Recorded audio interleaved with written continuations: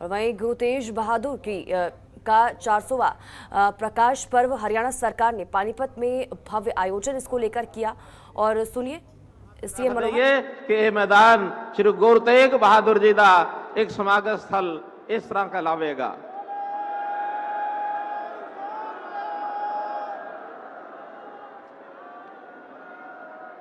ते जेड़ा मुख मार्ग जेड़ी सड़क जीटी रोड तो ਇੱਥੇ ਸਮਾਗਮ स्थल तक आ रही है, जिथों ਅਸੀਂ ਸਾਰੇ ਲੰਘ ਕੇ ਆਏ ਹਾਂ, उस रस्ते का ना, उस मार्ग का ना श्री गुरु तेग बहादुर जी मार्ग ये भी रखा जाता है।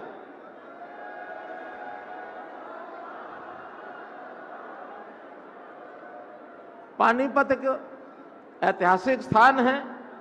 अज का दिहाड़ा भी असी कह सकते हैं कि ऐतिहासिक दिहाड़ा हो गया है। पानीपत ये वो शहर है जिथे प्रथम पातशाही गुरु नानक देव जी 1507 तो लैके 1515 तक दो बारी इत्थे पहली और दूसरी उदासी वेले उन्हां दा इत्थे आगमन होया ते उन्हां दे आगमन के कारण ही इत्थों की साध संगत ने इत्थे पहली पातशाही गुरुद्वारा ये भी स्थापित किया है। इस करके ये स्थान अपने आप ऐतिहासिक है।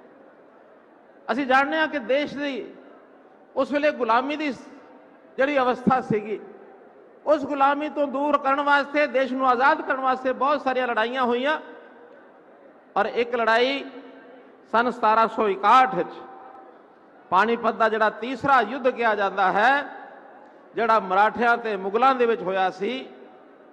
कुछ लोग कहते कि मुगलों की हार, मराठियां की हार हुई, लेकिन मैं कहना कि उस लड़ाई दे विच मराठियां का बहुत बड़ा योगदान ये सी कि मुगलों को इत्थे रोक लिया गया और अगे देश दे विच जिहड़ा उन्हां दा आक्रमण हमला जारी सी, उसनूं रोकण दा काम अगर किसी ने किया तो वो मराठियां ने किया सी।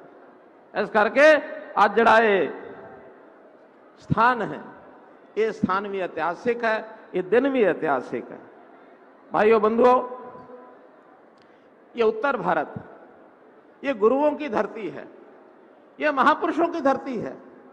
हम देखते हैं सारा, चाहे पंजाब है, चाहे हिमाचल है, उत्तराखंड है, हरियाणा है, दिल्ली है, उत्तर प्रदेश है, राजस्थान है, ये सारा इलाका गुरुओं की धरती कहलाता है। गुरुओं ने यहाँ भ्रमण किया, महापुरुषों की धरती है कहलाती है।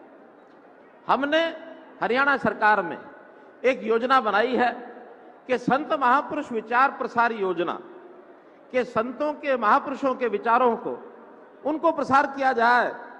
तो जब भी कोई ऐसे विलक्षण किसी संत महापुरुष के जन्मदिन आते हैं, उनकी शताब्दियां आती हैं, अर्ध शताब्दियां आती हैं। हमने देखा होगा कि श्री गुरु नानक देव जी का 550 साला प्रकाश उत्सव वो भी हमने हरियाणा में मनाया। हमने देखा श्री गुरु गोविंद सिंह जी का 350 साला प्रकाश उत्सव वो भी हमने धूमधाम से हरियाणा में मनाया। कोई कार्यक्रम सिरसा में हुआ, तो कोई यमुनानगर में हुआ, तो कोई करनाल में हुआ। हम और भी संत महापुरुष, चाहे गुरु रविदास जी हैं, महर्षि वाल्मीकि हैं, संत कबीर हैं, इनके भी जयंतियां सरकारी तौर पर हम मनाते हैं। हम चाहते हैं कि संतों के, महापुरुषों के जो विचार हैं वो जन जन तक पहुंचने चाहिए। उनके जीवन की प्रेरणा ये हम सबको मिलनी चाहिए। आखिर तो इनके कारण से ही हमारे देश में समाज जो इनके गुण हैं उन गुणों को धारण करता है। एक निर्मल आचार विचार, एक सत्यता, अहिंसा, एक शाश्वत सिद्धांत, ये सारे जीवन में आने चाहिए। त्याग और समर्पण और कुर्बानी का भाव, ये कुर्बानी का भाव भी जिन संतों ने, महापुरुषों ने हमारे सामने रखा है। और वही आज हम श्री गुरु तेग बहादुर जी का जो उदाहरण ले रहे हैं, कुर्बानी, शहादत, इससे बड़ा कोई उदाहरण ये हो नहीं सकता है। इसलिए गुरु तेग बहादुर जी के आज के विचारों से मैं ये समझता हूं कि उनकी स्मृतियां, उनको सहजने के लिए हम संकल्पबद्ध हैं। गुरु नानक देव जी से लेकर के गुरु तेग बहादुर जी से होते हुए गुरु गोविंद सिंह जी और उनके साहबजादे, ये सारी श्रृंखला ऐसी है जिन्होंने समाज को जागृत करने के लिए अपने जीवन के त्याग के माध्यम से, ज्ञान के माध्यम से जो प्रकाश फैलाया है, उस प्रकाश को आज हम याद कर रहे हैं। विश्व इतिहास में चाहे धर्म हो, संस्कृति हो, चाहे बलिदान की बात हो, प्राणों में आहुति देने में गुरु तेग बहादुर जी का जो अद्वितीय स्थान है उनको हम अपना नतमस्तक होते हैं, उनकी शिक्षाएं ये हमारे लिए प्रेरणा के स्रोत हैं। हमारी जो पहचान है देश की, वो देश की पहचान इन्हीं कारणों से है। भारत की पहचान, हिंदुस्तान की पहचान अगर बरकरार है तो इस प्रकार के जो हमारे गुरुओं के योगदान हैं उसी में से है। और जब देश गुलाम था, मैं अगर सिख गुरुओं की बात करूं, गुरु नानक देव जी की यात्रा 1469 में ननकाना साहब से शुरू होती थी। आज ननकाना साहब जिसका वो जो स्थान है, देश के विभाजन के बाद वो पाकिस्तान में चला गया, लेकिन हमारी आस्था आज भी ननकाना साहब के प्रति उतनी ही है। और फिर वो यात्रा बढ़ते बढ़ते और दशम पातशाही गुरु गोविंद सिंह जी का जब वो यात्रा पूरी की उन्होंने, और वो नांदेड़ में 9 अक्टूबर 1708 को ये दशम पातशाही की यात्रा यहां पूरी होती है। लेकिन गुरु साहब ने उस समय जो कहा, उस समय कहा कि अब आगे देह स्वरूप गुरु नहीं रहेगा, बल्कि अब गुरु स्वरूप श्री गुरु ग्रंथ साहब जी, उनको ही हम गुरु मानेंगे। और जो श्लोक आता है, सब सिखन को हुक्म है गुरु मान्यो ग्रंथ, गुरु मान्यो ग्रंथ, आज्ञा भई अकाल ते तभी चलायो पंथ।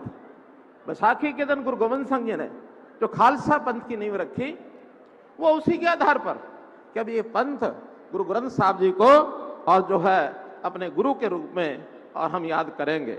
सभी 10 गुरुओं के और उस समय के जितने शास्त्र हैं, जितने हमारे उस समय के विचार, कलमबद्ध विचार हैं, वो सब के सब गुरु ग्रंथ साहब जी को सुनने के बाद हमको मिलते हैं। हमारी जीवनी में, हमारे जीवन में सद्मार्ग के रूप में हम चलें तो इस प्रकार से गुरु ग्रंथ साहब का रास्ता हमको मिलता है। गुरु गोविंद सिंह जी ने आगे जो काम किया, आखिरी अत्याचार उस समय समाप्त नहीं हुए थे, तो उन्होंने योद्धाओं को, योद्धा तैयार किए और उन योद्धाओं को अपनी जो कृपाण है, उस कृपाण का कमान वो अपने योद्धाओं को दिया। और नांदेड़ में तपस्वी बैठे बाबा बंदा सिंह बहादुर, जो माधवदास बैरागी के नाम से उस समय तपस्या कर रहे थे, बंदा सिंह बहादुर को कहा कि अब मुझे तो आखिर शरीर की एक आयु के नाते से उतना ज्यादा आगे नहीं बढ़ सकता, लेकिन ये कमान संभालो, 5 तीर लो और उत्तर भारत में जो अत्याचार हो रहे हैं उनको जाके समाप्त करो। ये औरंगजेब के अत्याचार ये बहुत लंबे समय तक चले। बंदा सिंह बहादुर वहां से चले और उन्होंने, हमें पता है कि 1708 से 1716 तक 8 साल और यहाँ जो गुरु पुत्रों का जो अत्याचार किए थे मुगल शासकों ने, उसका बदला लिया और पूरे देश भर में घूम करके और आजादी के लिए वो जो डंका उस समय बजाया, वो आज नहीं बजा है। ये वास्तव में 300 साढ़े 300 साल पहले का ये अभियान ये उस समय शुरू किया था।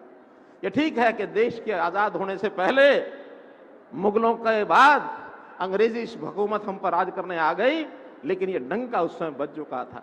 और बहुत हमारे क्रांतिकारी वीरों ने, अपने समाज के भी सैकड़ों हजारों लाखों शहीदों ने काम वो आगे बढ़ाते हुए और आखिर देश को आजाद किया। 1947 में देश आजाद हो गया।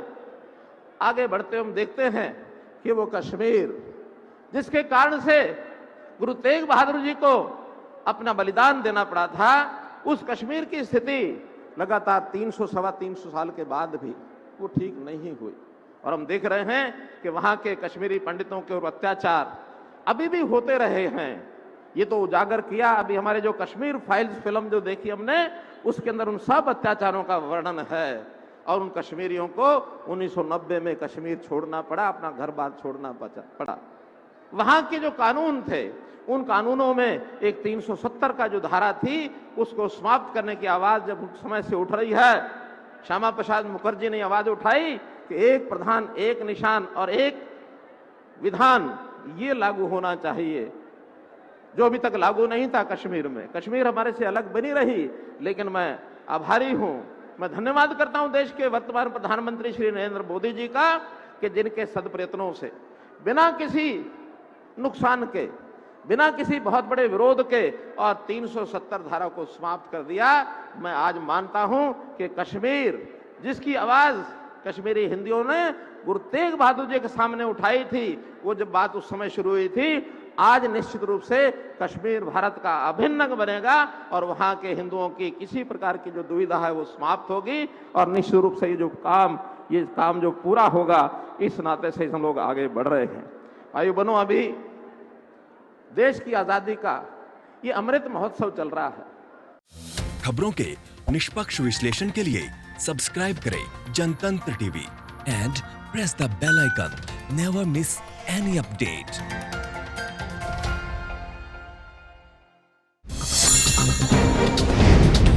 डाउनलोड कीजिए जनतंत्र टीवी ऐप को, जो कि अवेलेबल है गूगल प्ले और ऐप स्टोर पर।